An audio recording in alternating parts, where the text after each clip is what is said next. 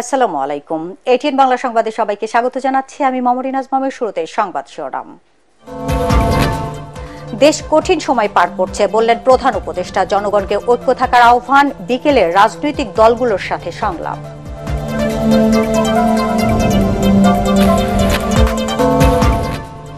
ভারতকে বাংলাদেশ বিরোধী কর্মকাণ্ড বন্ধের আহ্বান মির্জা ফখরুলের। সব ধর্মের মানুষ এক হলে ভেঙে যাবে দিল্লির দাসত্ব, হুঁশিয়ারি রিজভির।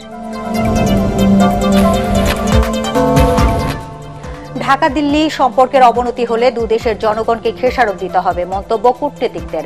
ভারত বিরোধী মনোভাব স্পষ্ট করার তাগিদ।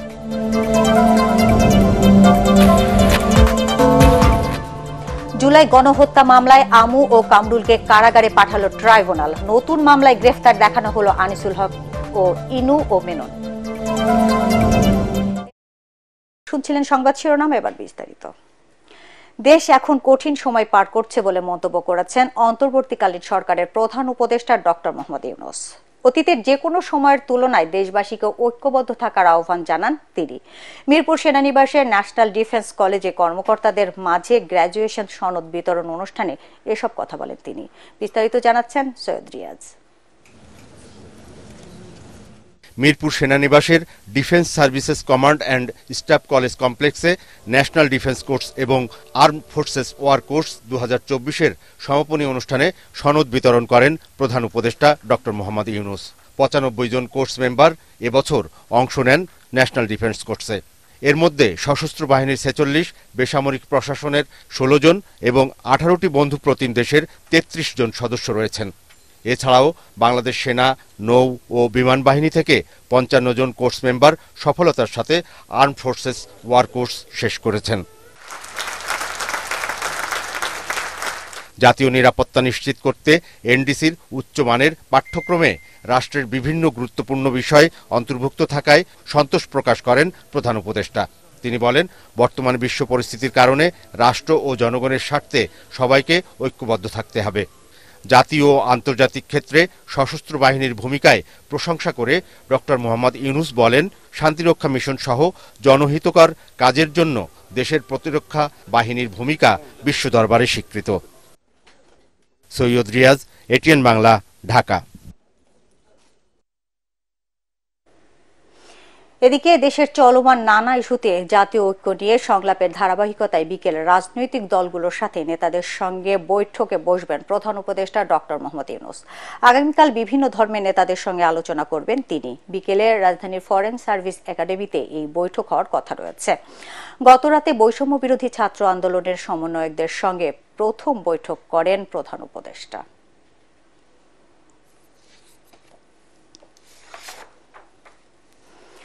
ভারতকে বাংলাদেশ বিরোধী কর্মকাণ্ড বন্ধের আহ্বান জানিয়েছেন বিএনপি মহাসচিব মির্জা ফখরুল ইসলাম আলমগীর। মহান বিজয় দিবস উপলক্ষে লন্ডনে স্থানীয় বিএনপি আয়োজিত আলোচনা সভায় তিনি আরও বলেন, বাংলাদেশ বিরোধী নানা চক্রান্ত হচ্ছে, জাতীয় ঐক্য সৃষ্টি করে তা রুখে দিতে হবে। নির্বাচন যত দেরি হবে দেশ বিরোধী চক্র তত ষড়যন্ত্র করবে বলে আশঙ্কা জানান বিএনপি মহাসচিব। প্রয়োজনীয় সংস্কার শেষে দ্রুত জাতীয় নির্বাচন দেওয়ার দাবি জানান তিনি। তারেক রহমান দ্রুতই দেশে ফিরবেন বলেও আশা তার।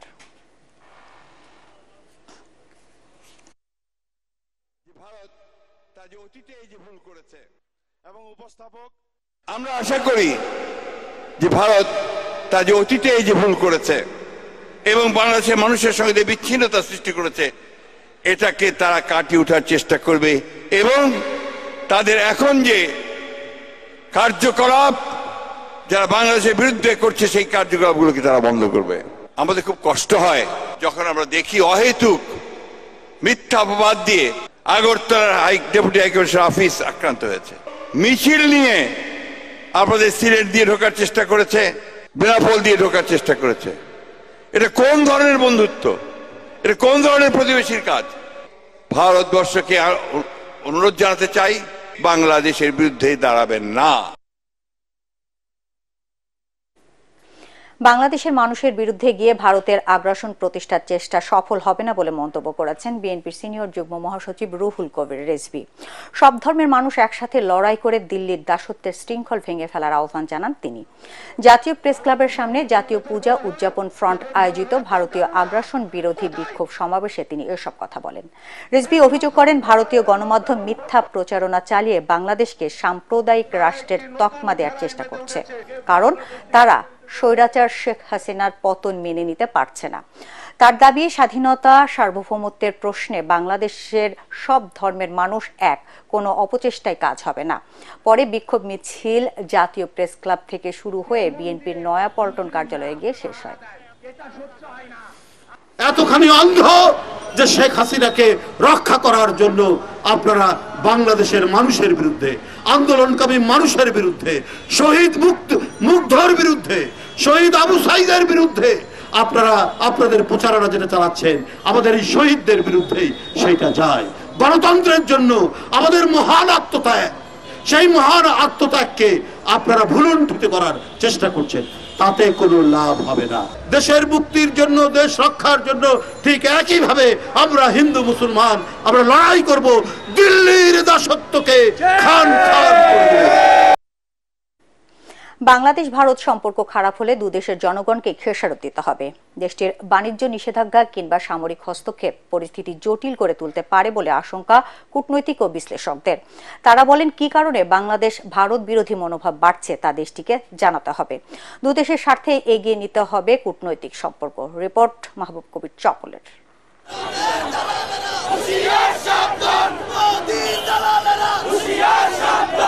বাংলাদেশ ভারতের মধুর সম্পর্কের এমন তিক্ততা আগে কখনো দেখেনি দুদেশের মানুষ। ঢাকার বিভিন্ন শিক্ষা প্রতিষ্ঠানে দেশটির পতাকা অবমাননার অভিযোগ ছড়ানো হচ্ছে। ত্রিপুরার আগরতলায় বাংলাদেশের সহকারী হাইকমিশনে ভাঙচুর চালিয়ে পতাকা ছিঁড়ে ফেলা হয়েছে। বাংলাদেশে হিন্দুদের ঘরবাড়ি জ্বালিয়ে দিয়ে গণগ্রেফতার চলছে এমন গুজব ছড়ানো হচ্ছে।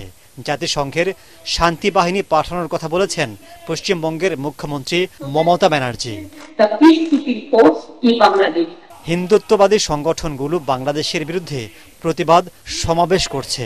আমাদের এখানে মেসেজ ছড়াচ্ছে, প্রত্যেকটা টিভি চ্যানেল বা খবরের কাগজে দেখছি যে বাংলাদেশের হিন্দুদের উপরে খুব অত্যাচার হচ্ছে। তো আমরা চাই উভয় দেশ, আগে যেমন আমরা বিভিন্নভাবে যাতায়াত করতাম, আমরা ওই দেশে বেড়াতে যেতাম, ওই দেশের মানুষ আমাদের দেশে আসতো, আমরা চাই আবার যত তাড়াতাড়ি সম্ভব ভারত বাংলাদেশ আবার পুরনো জায়গায় একইভাবে নতুন করে কূটনৈতিক সম্পর্ক যেন গঠন হয়।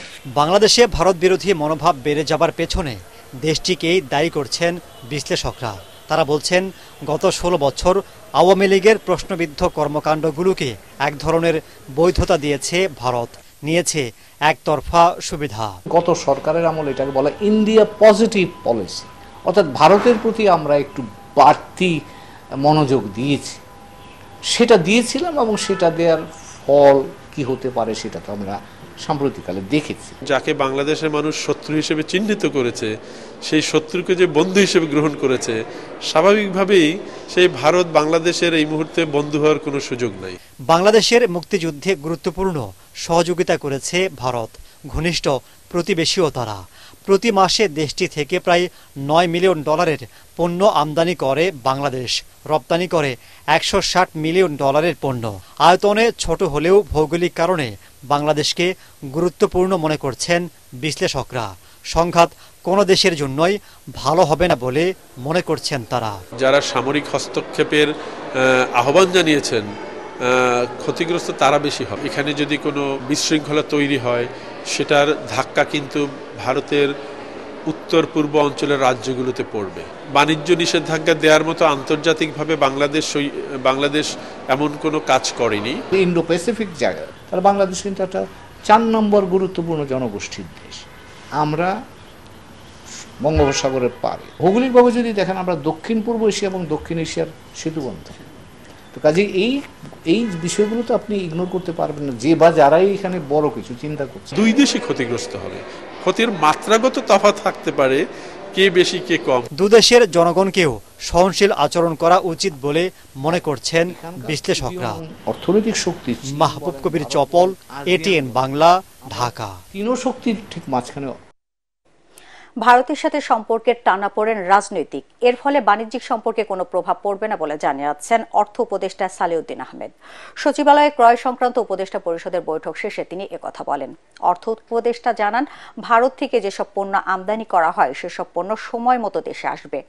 ক্রয় সংক্রান্ত উপদেষ্টা পরিষদের বৈঠকে চাল আমদানির সিদ্ধান্ত হয়েছে বলে জানিয়ে তিনি বলেন, ভারত, মিয়ানমার, ভিয়েতনাম, থাইল্যান্ড যে দেশ থেকে কম দামে পাওয়া যাবে সেখান থেকে আমদানি করা হবে। উপদেষ্টা বলেন, রমজানে বাজার স্থিতিশীল রাখতে নানামুখী পদক্ষেপ নেওয়া হয়েছে। রমজানে কোনো পণ্যের দাম বাড়বে না আশা প্রকাশ করে অর্থ উপদেষ্টা বলেন, বাজার স্থিতিশীল রাখতে খেজুর, তেল, মসুর ডাল আমদানি করা হচ্ছে। ধৈর্য করার ভারতের সঙ্গে আমাদের কোনো কমার্শিয়াল ইস্যুতে বাণিজ্যিক ব্যাপারে এখানে কিন্তু রাজনীতির ব্যাপার আছে। আজকে আমরা যেটা করছি, এবং ভারত থেকে চাল আমদানি করবে যে না করবে এগুলো আমাদের প্রশ্ন না। যারা আমরা কম্পিটিটিভ প্রাইসে দেবে, দ্রুত দেবে এবং কোয়ালিটি এটা দিলে আমরা ভারত বা অন্য কান্ট্রি হিসেবে করতে সেটা বিভিন্ন দেশ, কিন্তু ভারত না, মায়ানমারের সাথে কথা বলছি, ভিয়েতনামের সাথে কথা বলেছে, এইগুলোর ব্যাপারে আমরা রাজনীতিতে প্রবেশ করবে না। কিছুটা হয়তো তারা বলে দেবো না, তখন তারা ওইদিকে ব্যবসায়ী তখন প্রোটেস্ট করবে যে আমরা কোথায় যাবো। ভারতে আবার চাল উৎপন্ন হয়, যখন এক্সেস থাকে, পেঁয়াজ উৎপন্ন হয়, সেটা তখন কোথায় বিক্রি করবে, ফেলে দেবে না। ছাত্র জনতার অভ্যুত্থানের সময় সংঘটিত মানবতা বিরোধী অপরাধ ও গণহত্যার অভিযোগে করা মামলায় সাবেক মন্ত্রী আমির হোসেন আমু ও কামরুল ইসলামকে গ্রেফতার দেখিয়ে কারাগারে পাঠিয়েছে আন্তর্জাতিক অপরাধ ট্রাইব্যুনাল। একই সঙ্গে এ বিষয়ে অগ্রগতি প্রতিবেদন ও শুনানির জন্য আগামী 18 ডিসেম্বর পরবর্তী দিন ঠিক করেছেন আদালত। এর আগে আন্তর্জাতিক অপরাধ ট্রাইব্যুনালের পরোয়ানায় কামরুল ইসলাম ও আমির হোসেন আমুকে সকাল 10:20 ফ্রিজন ভ্যানে করে ট্রাইব্যুনালে আনা হয়। এরপর তাদের রাখা হয় ট্রাইব্যুনালের হাজতখানায়। সেখান থেকে তাদেরকে তোলা হয় বিচারপতি মোহাম্মদ গোলাম মর্তুজার নেতৃত্বাধীন 3 সদস্যের ট্রাইব্যুনালের কাঠগড়ায়।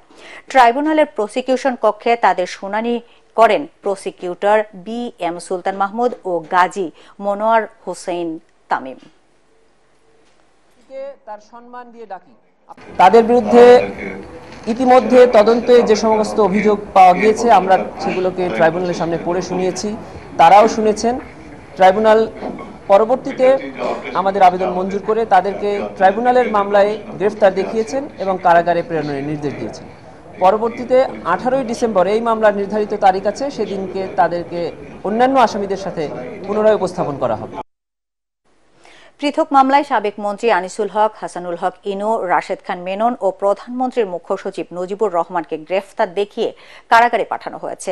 সকালে তাদের CMM আদালতে হাজির করে নতুন মামলায় গ্রেফতার দেখানোর আবেদন করা হলে আদালত তা মঞ্জুর করেন। এদিকে যুবদল নেতা শামীম হত্যা মামলায় ঢাকা মহানগর উত্তর মহিলা লীগের সাংগঠনিক সম্পাদক রোকেয়া জামান ও কাপফুল থানা আওয়ামী লীগের সভাপতি এবং সাবেক কাউন্সিলর জামাল মোস্তফার 3 দিনের রিমান্ড মঞ্জুর করেছেন আদালত। ঢাকার মেট্রোপলিটন ম্যাজিস্ট্রেট ইমরান আহমেদের আদালতে আসামিদের 7 দিনের রিমান্ড আবেদন করা হলে তা 3 দিন মঞ্জুর হয়। দুর্বল ব্যাংকের জন্য ব্যাংক রেজলিউশন আইন হচ্ছে। 10 ডিসেম্বর থেকে ওই ব্যাংকগুলোর সম্পদের গুণগত মান যাচাই শুরু হবে বলে জানিয়েছেন governor doctor Ahsan H Mansur. 6টা ব্যাংক দিয়ে শুরু করা হবে, এরপর 12টা এবং পরে 24টা ব্যাংকের সম্পদ যাচাই করা হবে বলেও জানান তিনি। ডলারের দাম স্থিতিশীল থাকায় আগামী জুনের মধ্যে মূল্যস্ফীতি 7 ভাগে কমে আসবে বলেও জানান governor. Bangladesh institute of bank management আয়োজিত ব্যাংকিং খাতের সংস্কার নিয়ে আয়োজিত সেমিনারে গভর্নর বলেন, লুটপাটের টাকা কোথায় গেছে তা খুঁজে বের করা হবে। অনুষ্ঠানে ব্যাংকাররা জানান 15 বছরের ব্যাংক খাত দুর্বল করা হয়েছে, যারা এর সাথে জড়িত তাদের বিরুদ্ধে ব্যবস্থা নিতে হবে।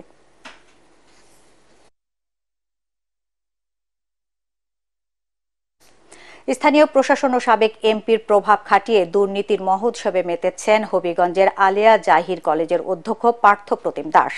অভিযোগ রয়েছে 13 বছর ধরে আওয়ামী লীগের সাবেক এমপি আবু জাহিরের ছায়ায় কলেজে দুর্নীতির অনিয়ম করে লাখ লাখ টাকা হাতিয়ে নিয়েছেন তিনি। স্থানীয়দের দাবি, কেউ প্রতিবাদ করলেই তাকে দেয়া হয় নানা হুমকি। হবিগঞ্জ প্রতিনিধি আব্দুল হালিমের পাঠানো প্রতিবেদন আজ জানাচ্ছেন ফারহিন ইসলাম টুম্পা। 2011 সালে নামমাত্র মূল্যে জায়গা কিনে জেলা আওয়ামী লীগের সভাপতি ও সাবেক সংসদ সদস্য আবু জাহির তার স্ত্রীর নামে প্রতিষ্ঠা করেন হবিগঞ্জের আলিয়া জাহির কলেজ। শেখ হাসিনা সরকারের পতনের পর আবু জাহির দেশ ছাড়লেও কলেজ ঘিরে দুর্নীতি অনিয়ম বহাল রেখেছেন অধ্যক্ষ পার্থপ্রতিম দাস। তবে অন্তর্বর্তী সরকার দায়িত্ব নেওয়ার পর মুখ খুলতে শুরু করেছেন ভুক্তভোগীরা। উঠে আসছে অধ্যক্ষের বিরুদ্ধে লাখ লাখ টাকা আর্থিক অনিয়মের অভিযোগ। আমাদের কলেজের মধ্যে আমি শুনেছি আমাদের 24 ব্যাচের এইচএসসি 24 ব্যাচের অনেক কাকু এবং ভাইয়ারা বলছে যে এই কলেজের মধ্যে একটা বিষয়ে যদি ফেল করা হয় বা কোনো কারণে একটা বিষয় এক্সাম না দেওয়া হয় তাদের কাছ থেকে 1000 করে টাকা রাখা হয়েছে। শিক্ষার্থী ও স্থানীয়দের অভিযোগ, কলেজের নামে বরাদ্দকৃত সরকারি বিভিন্ন প্রকল্প ও আলিয়া জাহির ফাউন্ডেশনের নামে বরাদ্দ করা প্রকল্পের টাকা হাতিয়ে নিয়েছেন অধ্যক্ষ। পরীক্ষায় অকৃতকার্য 85 জন শিক্ষার্থীর কাছ থেকে জরিমানা বাবদ আদায় করেছেন জনপ্রতি 3 থেকে 4 হাজার টাকা। এবছর 97 জন এইচএসসি পরীক্ষার্থীর কাছ থেকে কোচিং ফি বাবদ নিয়েছেন লক্ষাধিক টাকা। কলেজের নতুন ভবনের অর্থ ঠিকাদারের সাথে ভাগবাটোয়ারার অভিযোগ রয়েছে তার বিরুদ্ধে। আমাদের প্রিন্সিপালের সাথে বিভিন্নভাবে একত্রিত হয়ে আমাদের ছাত্ররা থেকে হাজার হাজার টাকা লক্ষ লক্ষ টাকা প্রতি বছরে আপনি যদি হিসাব করেন 5 বছরে 7 বছরে 20 টাকার মতন হাতিয়ে নিয়েছে আমাদের সাধারণ স্টুডেন্টের কাছ থেকে আমরা। তবে এসব অভিযোগ মানতে নারাজ অধ্যক্ষ পার্থপ্রতিম দাস। আমরা তো এদেরকে পরীক্ষা দিয়ে যদি এই ইচ্ছুক না, কিন্তু এলাকার চাপ, এলাকাবাসীর চাপ, ছাত্রছাত্রীদের চাপ এবং সকল মহলের চাপের প্রেক্ষিতে আমরা গভর্নিং বডি সহ এই সিদ্ধান্তে আমরা উপনীত হয়েছি যে ঠিক আছে, জরিমানা দিয়ে তারা পরীক্ষাতে বসুক, পাশ করলে জরিমানার টাকা তারা ফেরত নেবে। অধ্যক্ষের অপসারণ সহ কলেজের সুষ্ঠু পরিবেশ ফিরিয়ে আনার দাবি শিক্ষার্থী, অভিভাবক ও এলাকাবাসীর। Bureau report, ATN Bangla. ভারতের আগরতলায় বাংলাদেশের সহকারী হাইকমিশনে হামলার প্রতিবাদে এবং ভারতীয় আগ্রাসনের বিরুদ্ধে ঢাকা মেডিকেল কলেজ হাসপাতালের চিকিৎসক, নার্স, কর্মকর্তা ও কর্মচারীরা মানববন্ধন ও বিক্ষোভ সমাবেশ করেছেন। সচেতন চিকিৎসক সমাজ এর আয়োজনে সকালে ঢাকা মেডিকেল কলেজ হাসপাতালের বাগান গেট প্রাঙ্গণে আয়োজিত মানববন্ধনে বক্তারা বলেন, কোনো দেশের আগ্রাসন বা হামলা কখনোই বাংলাদেশ মেনে নেবে না। এ সময় তারা আগরতলায় বাংলাদেশের সহকারী হাই কমিশনে হামলার সুষ্ঠু তদন্ত ও দোষীদের কঠোর শাস্তির দাবি জানান। দেশের সার্বভৌমত্ব ও নিরাপত্তা রক্ষায় সবাইকে একযোগে কাজ করার আহ্বানও জানান তারা। এবার আল আরাফা ইসলামী ব্যাংক অর্থ সংবাদ।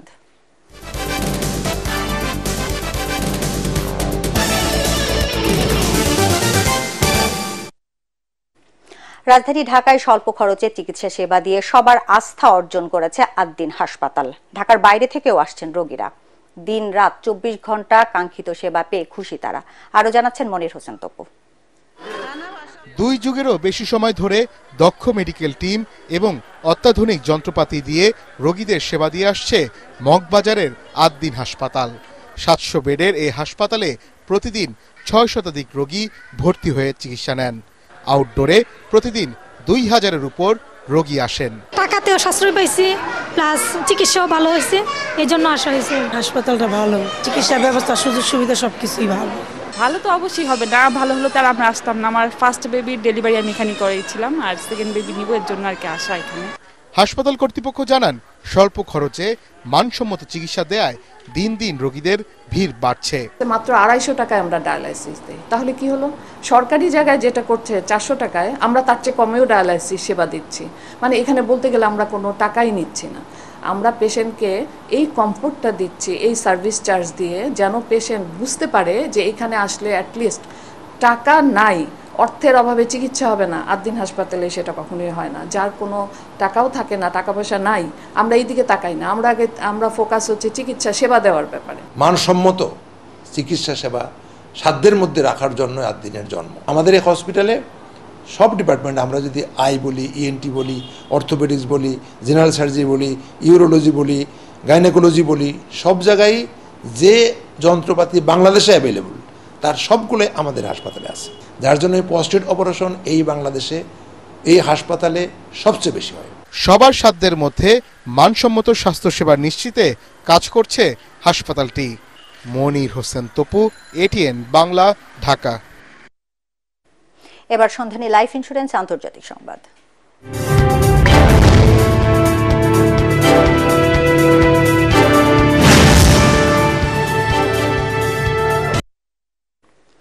রাতভর বিক্ষোভ ও পার্লামেন্টের সদস্যদের বিরোধিতার মুখে দক্ষিণ কোরিয়ায় সামরিক আইন প্রত্যাহার করে নেওয়া হয়েছে।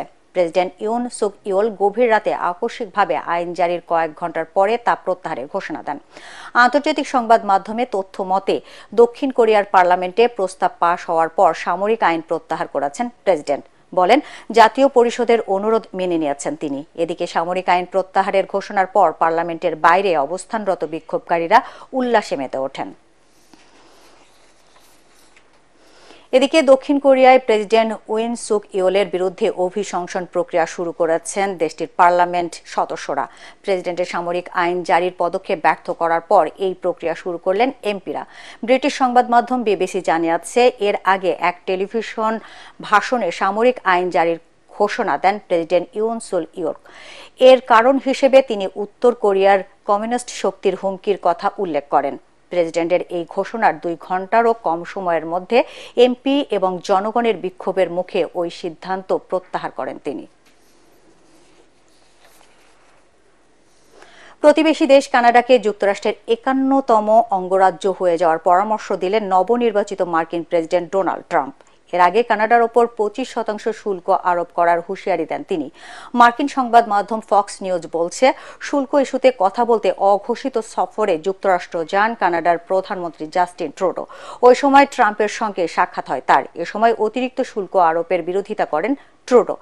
এরপরই কানাডাকে যুক্তরাষ্ট্রের অংশ হয়ে যাওয়ার পরামর্শ দেন ক্ষমতায় বসতে যাওয়া প্রেসিডেন্ট। ট্রাম্পের এই হুমকি কানাডার রাজনীতিবিদ ও ব্যবসায়ীদের হতবাক করেছে। এবার জানাবো পার্টেক্স খেলার খবর।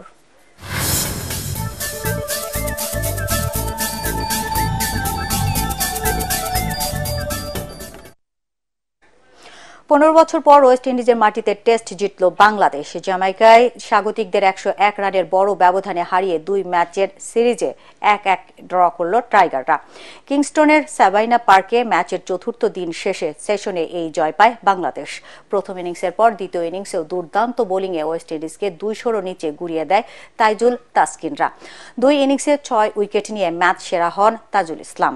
সিরিজ সেরা তাসকিন আহমেদ। আরো জানাচ্ছেন এস.এম. আশরাফ। সামারি জোসেফের উইকেট উপড়ে উৎসবে মেতে উঠলেন নাহিদ রানা। বাংলাদেশ পেয়ে যায় ওয়েস্ট ইন্ডিজের মাটিতে 15 বছর পর টেস্ট জয়ের স্বাদ। সব মিলিয়ে 6 বছর পর ক্যারিবীয়দের হারালো টাইগাররা।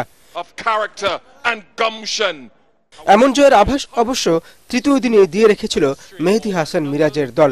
5 উইকেটে 193 রান নিয়ে চতুর্থ দিন খেলা শুরু করা বাংলাদেশ ষষ্ঠ উইকেট হারায় 207 রানে। আরো একবার 0 রানে ফিরে ব্যর্থতার বৃত্তে আটকে রইলেন মুমিনুল হক। তবে অষ্টম উইকেটে হাসান মাহমুদকে নিয়ে জাকের আলীর 32 রানের জুটি হয়ে উঠে গুরুত্বপূর্ণ। 6 নেমে জাকেরের দুর্দান্ত 91 রানের ইনিংসে সফরকারীরা দ্বিতীয় ইনিংসে সংগ্রহ করে 268 রান। জবাবে তাইজুলের ঘূর্ণিতে দিশেহারা ওয়েস্ট ইন্ডিজ ব্যাটাররা 143 রানে হারায় 5 উইকেট, যার 4টি তুলে নেন এই স্পিনার। এরপর জোসুয়া ডি সিলভাকে ফিরিয়ে 5 উইকেটের মাইল ফলক ছুঁয়ে ফেলেন তাইজুল। হাসান মাহমুদ আর নাহিদ রানার গতিও রুখতে পারেননি স্বাগতিক ব্যাটাররা। 2টি করে উইকেট নেন এই 2 পেসার। তাতে বছরটি জয় দিয়ে শেষ করল বাংলাদেশ। এস.এম. আশরাফ, এটিএন বাংলা। শেষ করার আগে সংবাদ শিরোনাম আরেকবার। দেশ কঠিন সময় পার করছে বললেন প্রধান উপদেষ্টা। জনগণকে ঐক্যবদ্ধ থাকার আহ্বান। বিকেলে রাজনৈতিক দলগুলোর সাথে সংলাপ।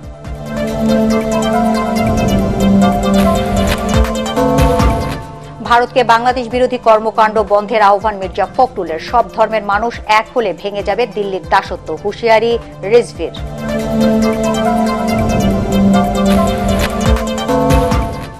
ঢাকা দিল্লি সম্পর্কের অবনতি হলে 2 দেশের জনগণকে খেসারত দিতে হবে, মন্তব্য কূটনীতিকদের। ভারত বিরোধী মনোভাব স্পষ্ট করার তাগিদ।